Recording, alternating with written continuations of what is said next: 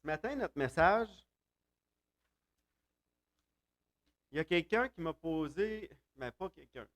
J'ai remarqué, tu sais, les fêtes ont passé, on a tous rencontré plusieurs amis, familles, tout ça, puis j'ai eu le grand privilège que des gens m'ont posé des questions sur le Seigneur pendant les fêtes. Je suis sûr que ça vous arrive à vous aussi. La question qui me revient, OK, moi j'ai fait une question avec ça, mais les gens ils ont leur façon de poser la question, mais ça veut tout dire la même chose. Les gens ils demandent tout le temps, si Dieu existe, pourquoi qu'il laisse tant de mal dans le monde? Si le diable existe, puis Dieu il est plus fort que le diable, pourquoi qu'il le laisse faire? Hein? Je suis certain que les gens vous ont déjà posé ces questions-là. Ça m'a été encore posé tout récemment. Souvent, ce n'est pas des gens rebelles à Dieu qui posent ces questions-là, mais ça les tiraille à l'intérieur. Ils ne comprennent pas. Hein? Donc, le titre du sujet du message aujourd'hui, c'est le méchant. Le méchant. Et la question qui suit, c'est pourquoi Dieu laisse le mal dans notre monde? D'après tout ce que j'ai entendu d'une place à l'autre, d'une personne à l'autre, c'est pourquoi que Dieu permet qu'il y ait tout ce mal-là dans notre monde. Okay? Gardez ça en tête. J'aimerais vous suggérer cette semaine, quand vous aurez un temps, d'aller lire Matthieu 13 au complet. Il n'est pas si long que ça. Il y a plein de belles paraboles dans Matthieu 13. Nous, aujourd'hui, on va en regarder deux. On va regarder deux paraboles qui sont dans Matthieu 13. Ces deux paraboles-là, ils englobent bien la question parce que c'est Jésus qui parle. Puis Jésus, il répond bien. Il fait des paraboles. Vous savez, hein, les paraboles, ils ont pour but deux effets. Hein. Jésus, il veut cacher certaines choses à certaines personnes du monde. Puis la parabole, elle a pour but de dévoiler à ceux qui ont l'Esprit de Dieu. Donc, évidemment, quelqu'un qui n'a pas l'Esprit du Seigneur va avoir de la difficulté à comprendre. Peut-être même va dire, ben ça ne répond pas vraiment à ma question. Mais oui, ça répond à la question. Seulement, il faut le voir du point de vue du Seigneur. Il y a plusieurs éléments importants à retenir dans ce qu'on va regarder ce matin. Bon, c'est comme je disais, c'est une question qui est très présente dans notre monde. Puis nous, les chrétiens, nous qui disons vivre de la parole de Dieu, de vivre pour Dieu, on doit être capable d'expliquer ça. Nécessairement, la réponse ne fera peut-être pas plaisir à la personne concrètement. Ça ne répondra peut-être pas à 100% à son questionnement, mais ça va semer une semence dans son cœur, puis elle va garder ce qu'elle a appris, puis un jour, ça va porter son fruit. Dans Matthieu 13, ça parle beaucoup dans ce sens-là, vous allez voir. La Bible, elle révèle clairement, par des paraboles de Jésus dans le livre de Matthieu 13, plusieurs exemples sont proposés par Jésus, puis ça parle du royaume des cieux. Pourquoi? C'est quoi le rapport avec le royaume des cieux et les méchants, vous allez me dire? C'est quoi le rapport avec ta question de pourquoi Dieu laisse les méchants? Vous allez voir tantôt. Premièrement, on doit éclaircir le fait qu'il y a une vie céleste en ce moment, que les gens ne savent pas. On doit leur mettre en contexte quand on leur parle de Dieu. On doit leur dire clairement qu'il y a une vie en ce moment dans le ciel. Il y a Dieu et ses anges. Ça, on dit aux gens, garde ça en tête tout le temps. N'oublie pas ça. Il n'y a pas juste la vie physique que tu vois, il y a la vie céleste. Où il y a la présence de Dieu, les anges, puis évidemment le malin, le diable et ses anges qui l'ont suivi. Puis, en ce moment, Dieu est dans le ciel avec ses gens. Okay? Ça, il faut bien expliquer ça aux gens. Avec des mots simples, québécois. Écoutez, il y a une chose aussi, je veux vous encourager. Je le sais, nous, on lit la parole de Dieu tous les jours. On devient calé. On a des fois, on a des façons de parler, des expressions. Les gens du monde, quand vous voyez qu'ils vous regardent avec les yeux ronds de même, c'est parce que c'est trop compliqué. Changez de méthode. Il faut parler simplement et clairement. Okay? Il y a Dieu, il y a ses anges. Il y a Satan, il y a ses anges. il y a une vie dans le ciel en ce moment. Il y a une vie. Ils sont là. C'est, ça existe. OK? Ça, il faut le dire clairement dans nos mots, en québécois, à ceux qu'on témoigne, qui ont posé ces questions-là. Comme on a dit que Dieu et ses anges en ce moment dans le ciel, il y a aussi Satan et les anges qui l'ont suivi. OK? On appelle Satan l'ennemi, on l'appelle le malin, le diable. Vous allez voir dans les paraboles qu'on va voir tantôt, c'est pas mal les trois termes qui ressortent dans ces paraboles de Jésus-là, quand Jésus parle de lui ou d'eux autres, de ces anges-là. Et les disciples de Jésus, ils demandent à Jésus d'expliquer l'ivraie du champ. Vous savez, c'est quoi l'ivraie? Ceux qui ne savent pas, l'ivraie, c'est pas quelque chose de. C'est pas une bonne semence. En français québécois, c'est la mauvaise herbe. Faut vous dire ça de même. Si vous allez dire à quelqu'un, là, il y a de l'ivraie dans le champ, il va penser que c'est une sorte de foin, de quelque chose de bon. Il y a de l'ivraie, c'est un beau mot, l'ivraie. Mais quand tu dis de la mauvaise herbe, là, il comprend. C'est pas bon. Il y a de la mauvaise herbe dans le champ. Okay? Tournez dans Matthieu 13, verset 24.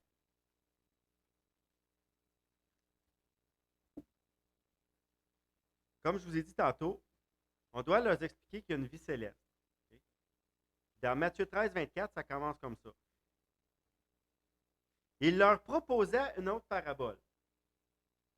Il dit, le royaume des cieux est semblable à un homme qui a semé une bonne semence dans son champ. Mais pendant que les gens dormaient, son ennemi vient, sema de l'ivraie parmi le blé et s'en alla. Bon. Un champ, un farmer et un pas fin. OK? Ça, c'est simple. Après ça, tu as le blé d'Inde puis la mauvaise herbe. Bon, on a tous nos éléments clairement. Puis ça dit que l'ennemi, il vient puis il s'en va. C'est quoi ça veut dire, ça? C'est un hypocrite. Tu ne le vois pas faire. Ça ne paraît pas. Le farmer, lui, tu le vois tous les jours dans son champ. Lui, il n'est pas hypocrite. Il est toujours là. Il prend soin, il regarde, il s'assure que tout est correct. Il prend soin. Lorsque l'herbe eut poussé et donné du fruit, l'ivraie parut aussi. Ah. Les serviteurs du maître de la maison vinrent lui dire, Seigneur, n'as-tu pas semé une bonne semence dans ton champ? Ça, c'est nous autres, dans notre monde. On voit les méchants, puis on voit des gentils, puis on peut dire, Seigneur, comment ça fait qu'il y a des méchants?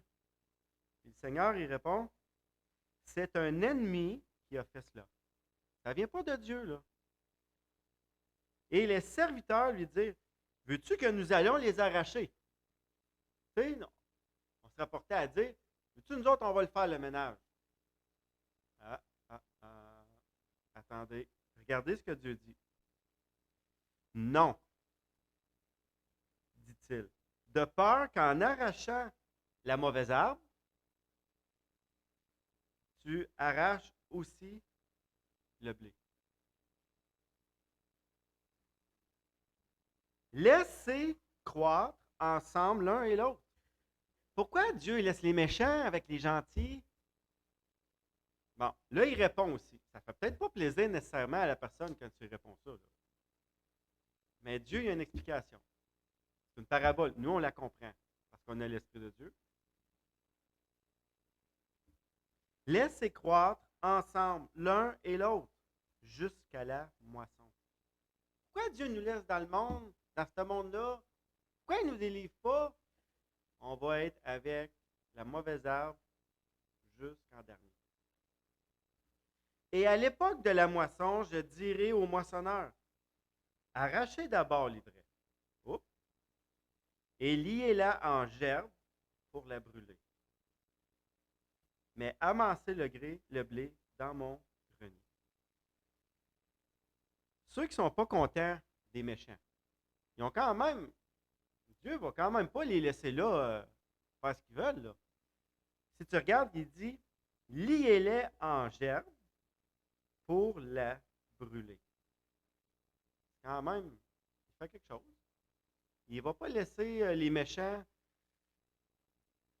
sans être punis, commettre comme leur injustice sans qu'il y ait de conséquences. Mais là, il y a une autre chose qu'il faut prendre en considération. Nous, on est dans le temps. On a 24 heures d'une journée. On a 7 jours d'une semaine. On a 52 semaines d'une année. On a 12 mois d'une année. On a des années bissextiles. Puis là, nous autres, on se promène, on tourne sur nous autres autour du soleil. Puis c'est ça qui fait qu'on est dans le temps. Mais Dieu, lui, il est dans l'éternité en ce moment. Dieu, il est en dehors de ce qui tourne. Là. Lui, là, il regarde ce qui se passe. Fait qu'il n'est pas soumis à cette loi temporelle-là. Donc, Dieu, là, lui, la justice, là, pour nous autres, là, la justice vient d'arriver. L'injustice, elle arrive à aujourd'hui. Là. Quelque chose qui arrive, puis c'est injuste, complètement injuste. Là. Puis là, tu vois l'autre, là, puis là, les années passent, puis tu vois l'autre, lui, il n'y arrive rien. Puis il est correct, puis il va bien, puis tout est beau, puis toi, tu as souffert le martyr, puis où la justice là-dedans? Il m'a enlevé ma chemise, il est arrivé ci, il est arrivé ça. On a une tonne. On pourrait en sortir une tonne de pourquoi. Imaginez que 1000 ans, c'est comme un jour, puis qu'un jour, c'est comme 1000 ans pour Dieu. Fait que quand le revers de la médaille arrive, là, nous autres, des fois, on n'est même plus là sur la terre. Ça arrive l'autre bord, dans l'éternité. Mais soyez assurés d'une chose. Les injustices ne traverseront pas l'éternité. Les injustices vont être jugées. Il va y avoir un jour J. Ils ne passeront pas ce jour-là. Donc, il faut être conscient d'une chose. Pourquoi les méchants, ils sont là? Bien, premièrement, on voit que Dieu il dit laissez-les là. Parce qu'il ne faut pas arracher. De peur qu'en arrachant l'ivraie, en arrachant la mauvaise herbe, en faisant mal à quelqu'un, en voulant y remettre son appareil, que tu fasses du mal à celui qui est juste à côté, qui lui est au Seigneur. Il faut faire attention. Si vous connaissez quelqu'un qui a un beau jardin, un bon jardin, puis vous allez le voir de temps en temps, puis vous voyez comment il prend soin de ses tomates et de ses cocombes, puis que vous regardez la butte de mauvaises herbes qu'il y a à côté, dans la butte de mauvaises herbes, il n'y a pas de tomates. Les tomates sont bien. Il faut faire attention. Puis le Seigneur, c'est comme ça. Là, vous pouvez dire, ouais, mais c'est pas juste. La vie est courte, puis lui, il va avoir eu une bonne vie, puis moi, il va avoir souffert ma vie. Ouais, mais c'est quoi un jour à comparer de 1000 ans? Ou 1000 ans à comparer de l'éternité? Même si on souffre pour 20 ans ou 30 ans, je sais que c'est facile à dire, là. Je sais. Mais c'est quoi à comparer d'être bien pour l'éternité ou d'être mal pour l'éternité? Et là, la justice. La justice, là, elle va être accomplie à 100% au jugement. Nous, on est dans le temps, on trouve ça insupportable, on trouve ça long, on ne comprend pas. Mais Dieu répond comme ça. Un jour, il va ramasser ses enfants, ils vont être dans un endroit il dit dans son grenier. J'aimerais ça, moi, j'ai hâte d'y aller dans son grenier. Il doit être beau. Puis les autres, ben, ils vont être jetés au feu. Fait que la justice, là, elle est là. Essayez pas de trouver la justice dans ce monde-ci. Essayez pas. Moi, j'ai casse drette là, les gens qui disent ça. Ouais, mais c'est pas juste. Ah, oublie ça. Tu ne verras pas la justice. Il y a des gens qui souffrent épouvantablement. Malades, infirmes. Il y en a qui ne voient pas. Il y en a qui ne sont pas capables de marcher. Écoute, c'est épouvantable l'injustice. Le péché dans le monde, là, il est là, puis il est vraiment bien là. Puis on ne sait pas quand est-ce qu'il va nous prendre par le cou. Il faut garder en tête que faut être conscient que l'éternité, là, c'est ça qui est important. Plus que notre vie ici. Là. On accorde beaucoup d'importance à notre vie ici physique parce que c'est ça qu'on connaît. C'est ça qu'on est habitué. On est venu au monde physiquement. Rendez grâce à Dieu pour ce que vous avez, pour qui vous êtes, pour où ce que vous êtes. Peu importe. Qu'il vous manque une jambe, qu'il vous manque un œil, une oreille. Parce qu'on ne sait pas quand est-ce que Dieu va venir nous chercher. Mais nous, on est prêts. On est le blé ou la bonne chose dans le champ qui appartient au Seigneur. Puis pour celui qui dit, ben, pourquoi que le méchant, pourquoi, ben, quand tu rentres, quand tu es conscient que Dieu est dans l'éternité, que 1000 ans c'est comme un jour, puis qu'un jour c'est comme 1000 ans, ben, tu te dis, ouais, c'est vrai que pour Dieu, c'est pas long, là. Pas long, là, le moment où ça s'est passé ou où ça va arriver au jugement. La justice est là. C'est dur à comprendre, mais c'est comme ça. Vous allez aller un petit peu plus loin, dans 24 à 30, encore dans Matthieu 13, mais 24 à 30. Non, c'est pas vrai, on vient de faire 24 à 30. 36 à 43. C'est une autre parabole pour expliquer un peu les choses différemment. OK? Là, on va pouvoir s'identifier mieux un peu dans celle-là. Alors, il renvoya la foule, puis là, c'est là que vous voyez que les disciples posent une question. Les disciples s'approchèrent de lui et dirent, explique-nous la parabole de l'ivraie du champ. Jésus répond, celui qui sème la bonne semence, c'est le Fils de l'homme. C'est qui le Fils de l'homme? C'est Jésus. OK?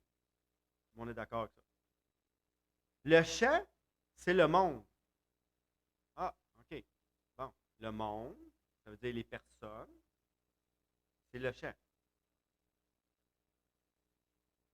Après ça, il dit, la bonne semence, ce sont les fils du royaume.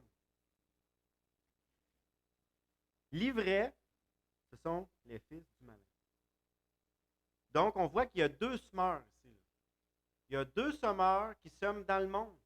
Il y en a un qui sème le bien, il y en a un qui sème le mal. Comment qu'on va reconnaître les vrais? Par les fruits.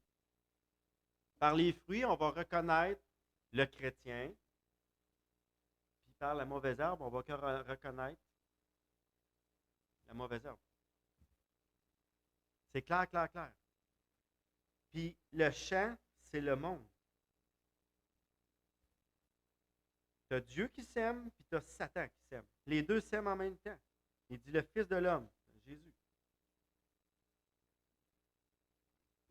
Puis l'ivraie, ben, ce sont les fils du malin. L'ennemi qui l'a semé, Jésus répond clairement, là, c'est le diable.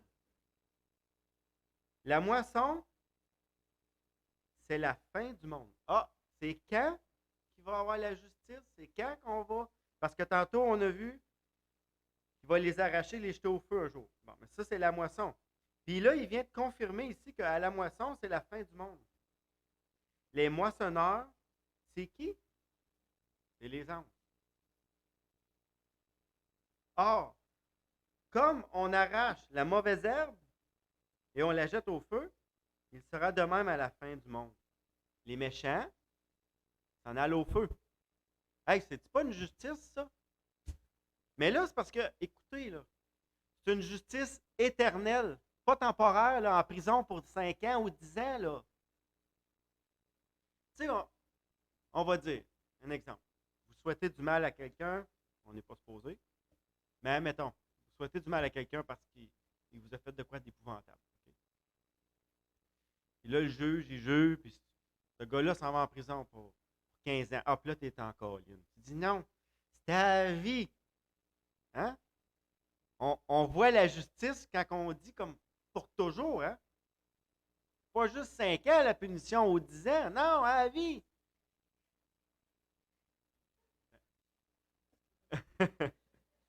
Mais c'est là qu'on voit la justice de Dieu. Écoutez bien, là, OK? Moi, j'essaie vraiment de vous expliquer le méchant, le bon. Vous allez voir la justice parfaite au jugement. Tu vas en avoir qui vont être avec le Seigneur pour l'éternité, dans un endroit où on va être bien, où on va être entre frères et sœurs, avec le Seigneur, pour toujours, pour l'éternité, à jamais, appelez ça comme vous voulez. Il va avoir le jardin d'Éden, le style de jardin d'Éden, ça va ressembler, ça devrait être pareil, ça va être mieux. On va être avec le Seigneur pour toujours dans sa nouvelle Jérusalem, dans sa nouvelle maison. Puis si vous allez lire dans l'Apocalypse, la maison est belle en tabarouette, puis ça, c'est juste ce qu'on est capable de voir quand on lit, mais ça va être bien plus beau que ce qu'on lit. Puis les méchants, il n'y a pas un gros chapitre pour eux autres. Ça ne décrit pas bien, ça va être quoi? Il va-t-il avoir un feu plus doux, un feu plus fin, un feu plus fort? Ça dit dans le feu. Puis quand on voit comme le feu de Dieu, là, c'est pas le feu comme qu'on connaît là, quand on fait un feu de camp. Là. Nous autres, on y touche, mais notre peau, elle brûle, OK? Mais le feu de Dieu, là, il fait la douleur du feu, mais il ne consomme pas. Fait que ça veut dire que tu vas souffrir pour l'éternité. Il n'y aura pas de revenir. Il n'y aura pas de. Tu ne vas pas te dire, ah ben au moins, il m'a mourir, il m'a été détruit, il m'a été défaite, puis je ne serai plus là, puis ça va être fini. Non, non, non, non, non, non, non, non. C'est pas un feu comme ça, là. On voit que le feu de Dieu, c'est un feu éternel qui a la douleur, mais qui ne consomme pas. Rentre en toi-même, puis réfléchis à cette justice-là. Je pense que c'est une bonne justice. C'est une conséquence éternelle. Les méchants dans le feu, puis les gentils, les bons, qui sont les enfants de Dieu rachetés par grâce, par le sang de Jésus, ceux qui ont demandé pardon pour leurs péchés, qui croient que Jésus les a pardonnés de tout leur cœur, eux autres vont être bien pour l'éternité, dans une belle maison, parce que tout va être parfait, parfait, parfait. Là, pour faire un message sur ça va être quoi l'éternité avec Dieu dans la maison parfaite, il faudrait en préparer un. Donc, dans ces deux paraboles-là, ah oui, puis le verset 43, je ne veux pas l'oublier, mais il est quand même flatteur un peu. Il dit, alors les justes, bon, la justice, on parle de la justice tantôt, des bons, des pas bons, des méchants. Il dit, au verset 43, les justes resplendiront comme le soleil dans le royaume de leur Père. Que celui qui a des oreilles pour entendre, entende. Hey, c'est plein de Matthieu 13, là, c'est super beau. C'est plein de belles paraboles qui nous aident à comprendre la justice, les méchants, le bon fruit, l'enfant de Dieu, l'éternité. Matthieu 13, là, je vous exhorte, je vous le recommande. Allez lire si vous avez le temps cette semaine. Jésus veut nous aider à comprendre pourquoi Dieu laisse le mal dans le monde à travers ces paraboles-là. Il nous explique que le mal vient du malin et de ses anges. Il nous explique pourquoi il n'enlève pas tout de suite les méchants.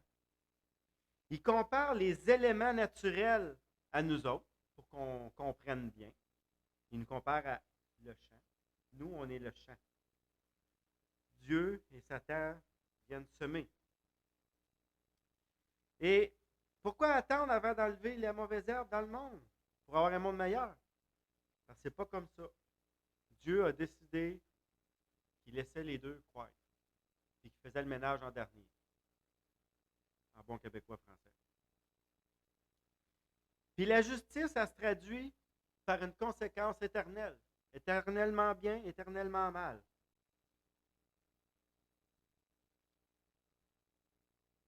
Il faut comprendre que j'avais mis la référence tantôt, mais je voulais aller la lire, mais c'est pas grave. Je ne l'ai pas écrit. Vous allez tourner dans 2 Pierre 3,9. 2 Pierre 3,9.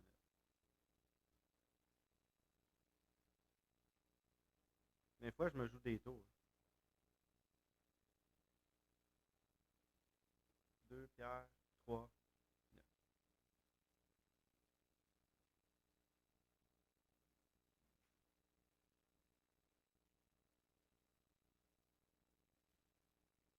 Là, il y en a d'autres qui vont dire, ouais, mais c'est donc bien long avant qu'il arrive ce jugement-là. Ils ont raison, les gens, de dire que ça va mal. C'est vrai que ça va pas bien. Nous autres, on est en santé, on travaille, on est entouré du monde en santé qui travaille. Hein? Vous allez rarement être entouré de monde au travail, du monde dans des civières. Hein? Les autres sont à l'hôpital. Hein? Toi, tu es au travail. Fait que toi, tu vois ce qui va bien, ce qui fonctionne, parce que tu es dans est dans ce sac-là. Mais si tu vas te promener un petit peu dans les autres sacs, comme à l'hôpital, au CLSC, les maisons de retraite, ouf, tu vois que c'est pas mal moins beau qu'au travail. Puis là, les gens vont dire, ben, pourquoi qu'il attend d'abord avant de juger? Pourquoi qu'il ne fait pas tout de suite là, le ménage? Là? Ça va assez mal, là. C'est des gens du monde qui vont vous dire ça. C'est nous autres qui devraient dire ça. Là. Nous autres, on le voit bien. On le sait, qu'est-ce qui s'en vient, tout ça. Mais c'est les gens du monde souvent qui disent ça. Mais notre réponse, ça devrait être celle-ci. Le Seigneur ne tarde pas dans l'accomplissement de sa promesse, comme quelques-uns le croient. Mais il use de patience envers vous, vous, ne voulant qu'aucun périsse, mais voulant, Dieu veut que tous arrivent à la repentance. Puis là, après ça, il dit, fais attention, parce que regarde là, ce qui est écrit. Le jour du Seigneur viendra comme un voleur. En ce jour, les cieux passeront avec fracas, les éléments embrasés se dissoudront, et la terre avec ses œuvres qu'elle renferme sera consumée. Le Seigneur va venir comme un voleur. C'est important de dire ça aux gens. Le Seigneur, là, il attend avec patience.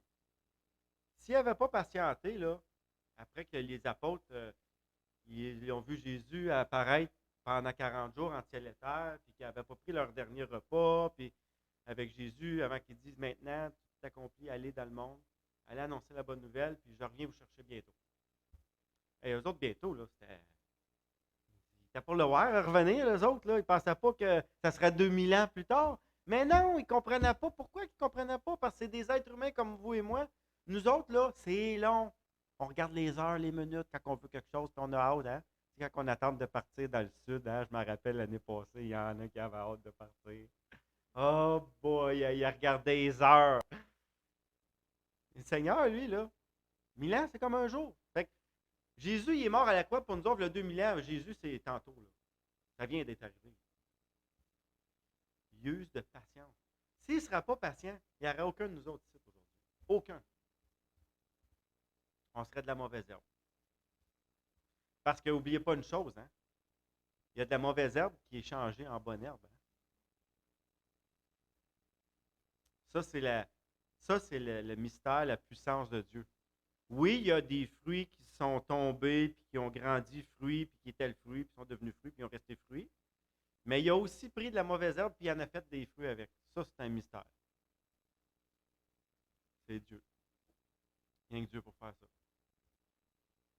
Comment tu peux changer? Nous autres, physiquement, on n'est pas capable de faire ça. Une mauvaise herbe, elle reste mauvaise herbe. Le pissenlit reste pissenlit, puis le chien dent, il reste le chien dent. Puis Caroline, ça pique quand tu y touches. On voit que Dieu réserve le feu pour les méchants, puis qu'ici-bas, le temps, il vient nous donner un effet d'injustice.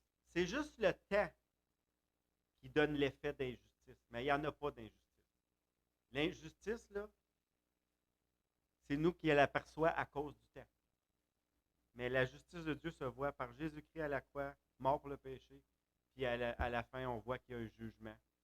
Puis la justice, là, elle va être accomplie parfaitement. Mais nous, on a une illusion d'injustice, mais il n'y en a pas. Parce qu'on est dans le temps. C'est ça qu'il faut expliquer aux gens. Très souvent, on voit l'injustice arriver, puis on souhaiterait le retour de la balance tout de suite. Hein, on est comme ça. Mais Dieu, il dit à moi la vengeance, la rétribution. Puis si on considère que Dieu est éternel, puis que c'est lui, d'éternité en éternité, qu'un jour c'est comme 1000 ans, puis que 1000 ans c'est comme un jour, puis comme on vient de voir dans 1 Pierre 3,9, qui patiente, ben, je pense qu'on va arriver à comprendre un petit peu la justice. Si on considère tous ces éléments-là. Dieu est dans l'éternité. Il est patient. Il va y avoir un jugement. Ça va être pour l'éternité la conséquence. Ça ne sera pas. Tu sais, nous autres, là, c'est comme je disais tantôt, je me répète, mais c'est bon répéter, Vous allez dire, il était-tu fatigué? Il l'a répété 4 fois. Ouais, mais à cause de ça, là, à cause que je radote, là, vous ne l'oublierez pas. C'est vrai, ma mère souvent me disait ça. Arrête, ça fait 3 fois, tu dis, ouais, mais moi, tu l'oublieras pas à cause de ça. Là, j'ai oublié que je l'ai dit.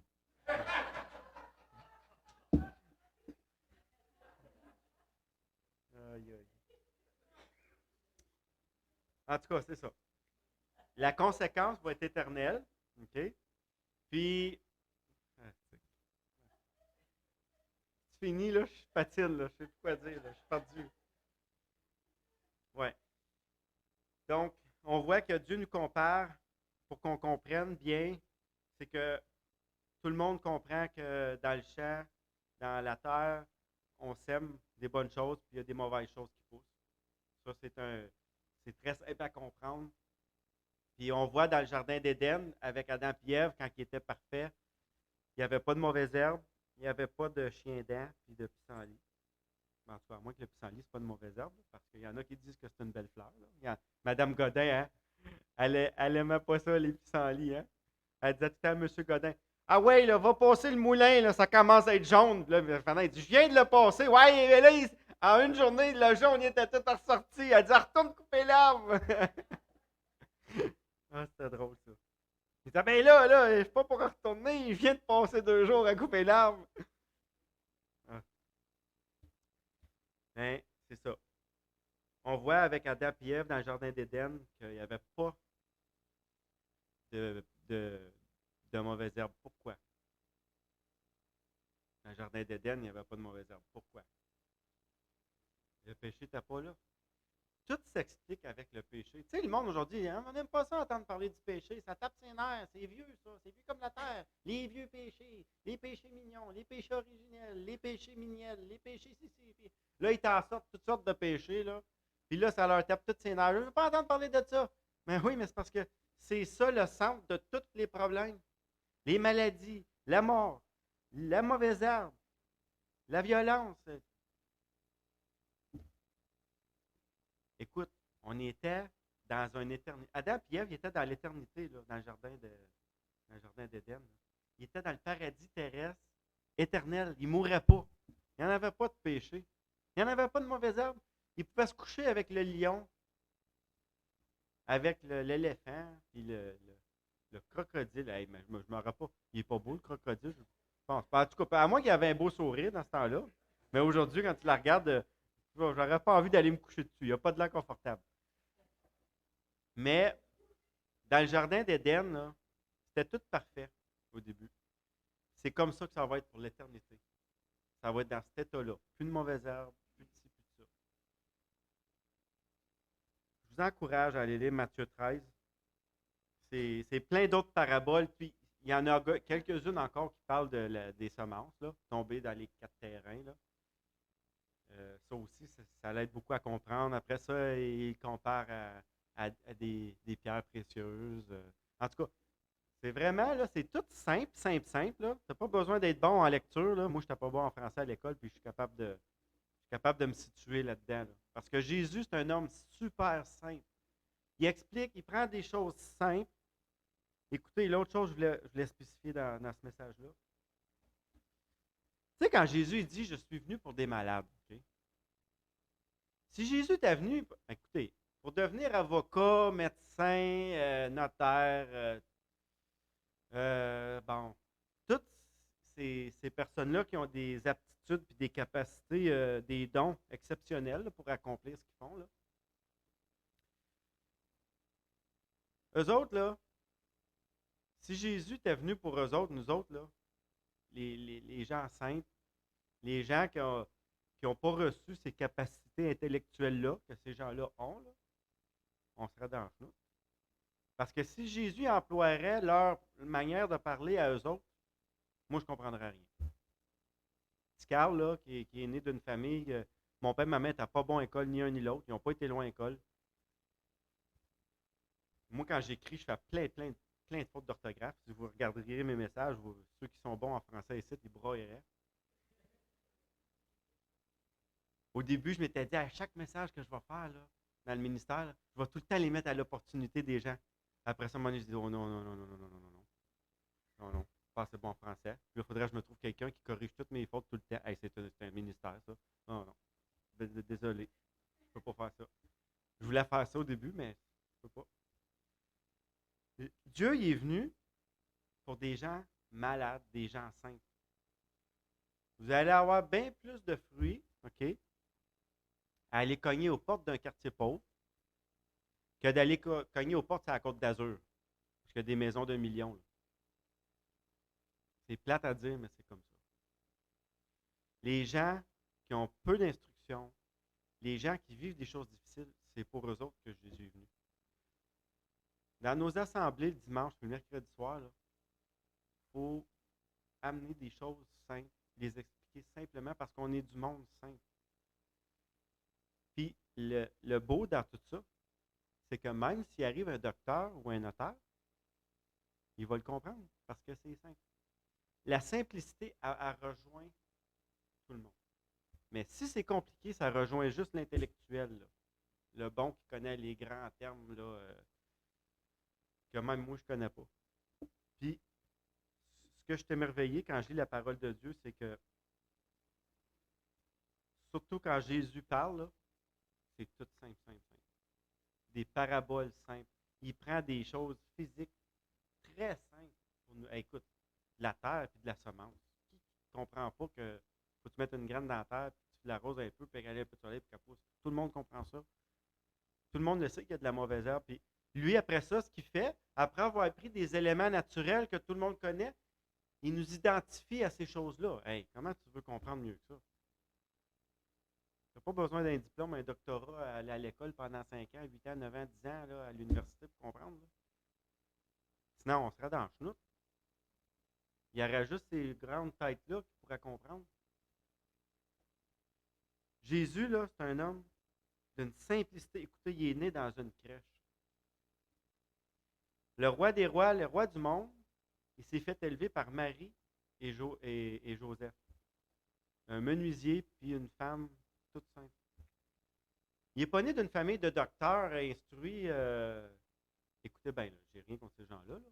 Si quelqu'un un jour voit le message et va dire ouais, ce pasteur-là, il n'aime pas bien le monde éduqué. Non, c'est pas ça pour tout. C'est vraiment pour expliquer que les gens comme moi, les gens sans instruction, qui ont de la misère à comprendre les affaires compliquées, là, ben, l'Évangile est pour nous autres, d'abord. Parce qu'on le voit dans la petite histoire que j'ai amenée tantôt. L'homme qui avait beaucoup de richesses, ses richesses sont comparées à un petit poisson. Puis le salut passe, tu as tellement peur de perdre tes petites richesses, mais pourtant pour toi, c'est des grosses richesses, mais en réalité, c'est des mini richesses, c'est un mini poisson. Mais la main fermée en tenant ce petit poisson-là, tu n'as pas tes deux mains pour prendre l'autre. J'aime vraiment, c'est simple. Regardez, c'est un exemple simple. C'est un gars simple qui a écrit ça. Pour prendre le salut, là, pour suivre le Seigneur, il faut que tu sois simple. Il faut que tu sois compliqué. Il ne faut pas que tu cherches à t'élever. Parce que le Seigneur Jésus, lui, s'est humilié, il s'est abaissé. Pour clore le message de ce matin, là, pourquoi que le méchant il est dans le monde, là? Mais la justice, elle va s'accomplir au jugement. Puis la conséquence va être éternelle. Donc, Dieu, c'est un Dieu miséricordieux. Il laisse le bon puis le méchant. Le soleil brille à tous les jours pour les bons et pour les méchants. L'eau coule pour les bons et pour les méchants. Les hôpitaux sont là pour les bons et les méchants. Hey, tu sais, des fois, tu vas aller à l'hôpital. Moi, je me rappelle, mon grand-père il était hospitalisé pendant une couple d'années. Là. Puis, mon grand-père, c'était un bouffon. Lui, il faisait rire tout le monde tout le temps. Les infirmières et les infirmiers allaient dans la chambre à mon grand-père, c'était juste pour rire. On arrivait à l'ascenseur, t'entendais rire, c'était dans la chambre à mon grand-père. Il y en a d'autres, là, t'arrivais là, puis les infirmières sortaient de la chambre, c'était plus capable d'entendre lui. Misérable. Tu sais, du monde. Mais regarde, même ce monde-là, Dieu les bénit pareil. Il n'en mérite pas de se faire laver et aider. Il mériterait de sécher tout seul dans le coin, mais non. Ils ont des soins quand même. Il ne méritera pas d'avoir la justice. Ils l'ont pareil. Mais n'oubliez pas une chose. Le méchant, la conséquence est éternelle. L'enfant de Dieu, la conséquence est éternelle. C'est là la justice. Faut arrêter de la chercher ici-bas. On la trouvera pas jamais. Mais une valeur, là, c'est jamais. Mais elle va s'accomplir pour l'éternité, un jour. Parce que 1000 ans, c'est comme un jour, puis un jour, c'est comme 1000 ans pour Dieu. Puis Dieu, lui, il est dans l'éternité. Lui, là, la mort de Jésus à la croix, là, c'est hier. Écoute, 1000 ans, un jour, OK, ça fait 2000 ans, ça fait 2 jours. Hey. Ça fait 2 jours, ça fait longtemps.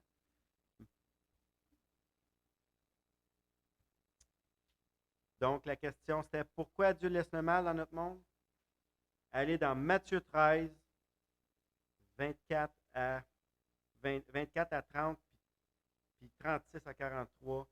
Relisez ça, puis même lisez les autres paraboles qu'il y a autour aussi, ça l'aide aussi à comprendre. Pourquoi que le méchant est dans le monde? Pourquoi que Dieu laisse le mal dans le monde? Les réponses sont juste là dans Matthieu. J'espère que ça répond aux questions. Puis je souhaite que le Seigneur il nous aide à comprendre ça, qu'on est dans le temps, puis que le temps, il donne une illusion d'injustice. Mais inquiétez-vous pas, la justice, elle va s'accomplir parfaitement. C'est ça qui est merveilleux.